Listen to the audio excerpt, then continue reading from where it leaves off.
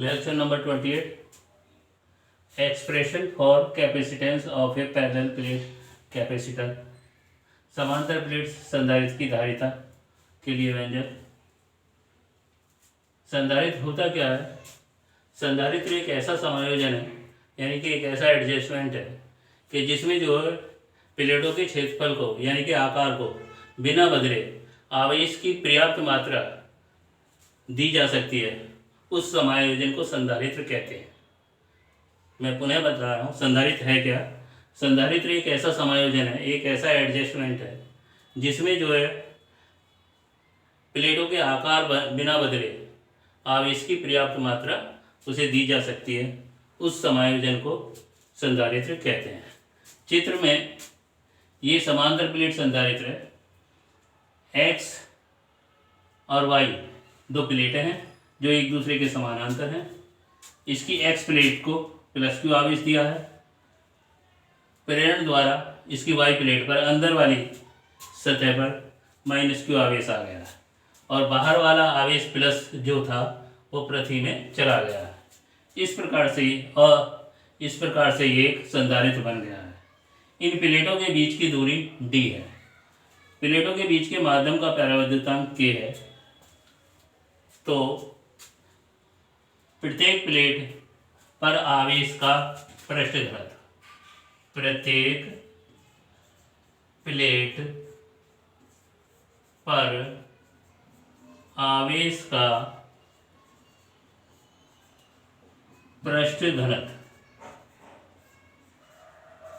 घनत्व सिग्मा बराबर Q बटे A। Q इस पर कुल आवेश, A इसका क्षेत्रफल, ये Q इस पर ऋण आवेश, Q इसका क्षेत्रफल A। प्लेटों के बीच उत्पन्न वैद्युत क्षेत्र E है। प्लेटों के बीच के माध्यम का परावर्तनांक K है। प्लेटों के बीच की दूरी d है।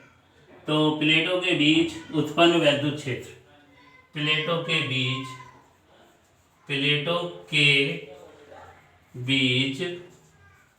उत्पन्न वैद्युत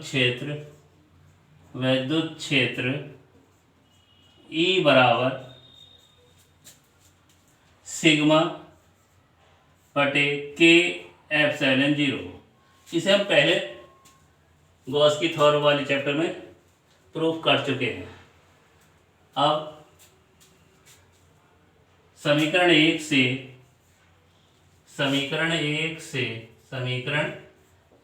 से सिग्मा का मान रखने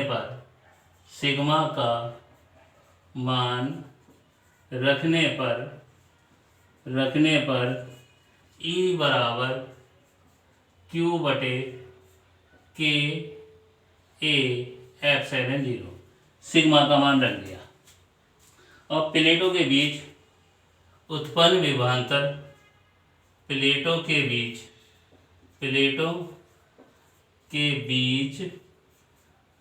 उत्पन्न विभवांतर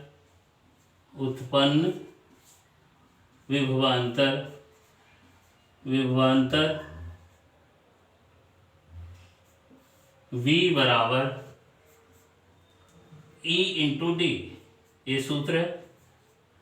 वैद्युत क्षेत्र और उनके बीच की दूरी के गुणनफल को विभवांतर कहते हैं। E का मान ऊपर से उठा के यहाँ रख देंगे तो क्या आएगा यहाँ E की ये Q K A epsilon 0 D। अब धारिता की परिभाषा से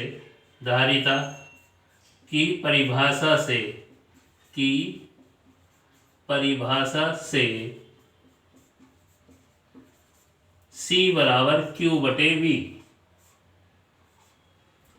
समीकरण दो से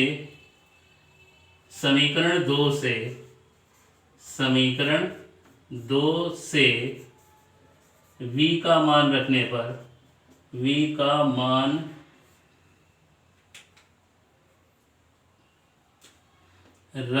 पर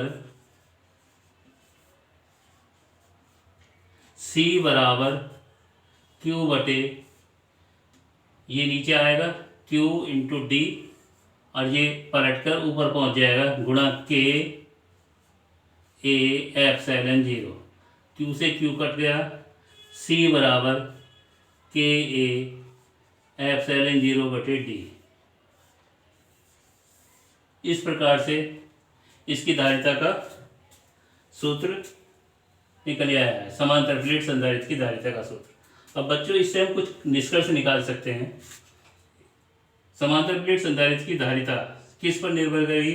परावैद्युतांक K पर, यानी कि यदि इनके बीच जो माध्यम है उस पर निर्भर करेगी, यानी कि उसके अनुक्रमानुपाती होगी। अगला क्षेत्रफल के, यानी कि प्लेटों का यदि क्षेत्रफल ज़्यादा होगा तो इसकी धारिता भी ज़्यादा होगी, और यदि प्लेटों के बीच की दूरी ज़्यादा होगी तो धारिता कम होगी। अब इससे निष्कर्ष निकालता हूँ मैं, यहाँ निष्कर्ष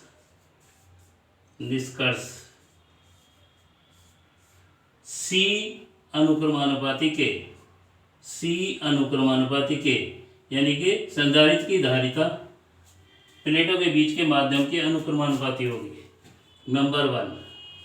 नंबर 2 यहाँ लिख देता हूँ, नंबर 2 C अनुक्रमानुपाती A, यानी कि प्लेटों के क्षेत्रफल के अनुक्रमानुपाती। यदि क्षेत्रफल ज़्यादा होगा तो धारिता भी ज़्यादा होगी।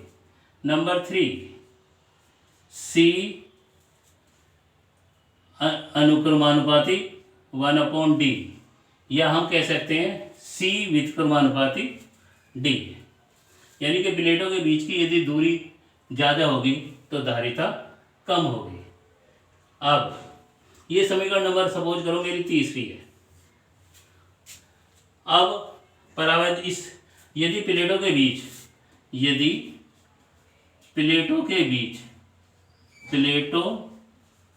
के बीच वायु या निर्वात है, बीच में क्या हो, वायु या निर्वात,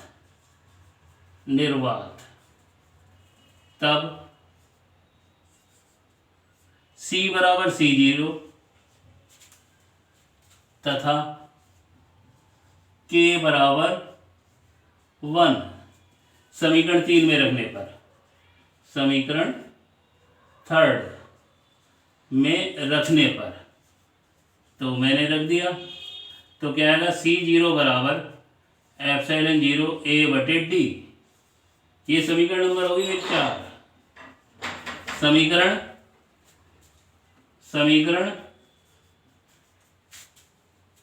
3 को 4 से भाग दे दिया, से भाग देने पर क्या आएगा, C अपॉन, समीकरण 3 को 4 से भाग दिया, C अपॉन C0 बराबर, तो देखो C की जगह क्या आ गया यहाँ, K एप्सिलॉन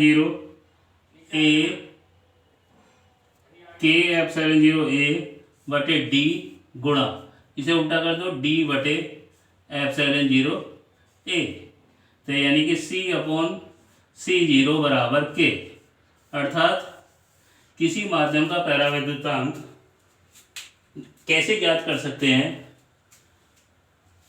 समांतर प्लेट संधारित्र को वायु में रखा, उसकी धारिता निकाल ले, माध्यम में रखा, उसकी धारिता निकाल ले। उनके माध्यम में रखने पर जो धारिता आएगी और वायु में जो रखने पर जो धारिता आएगी, उसके अनुपात को उस माध्यम का परावैद्युतांक कहते हैं। ये इंपॉर्टेंट टॉपिक है, 100% बोर्ड में आएगा।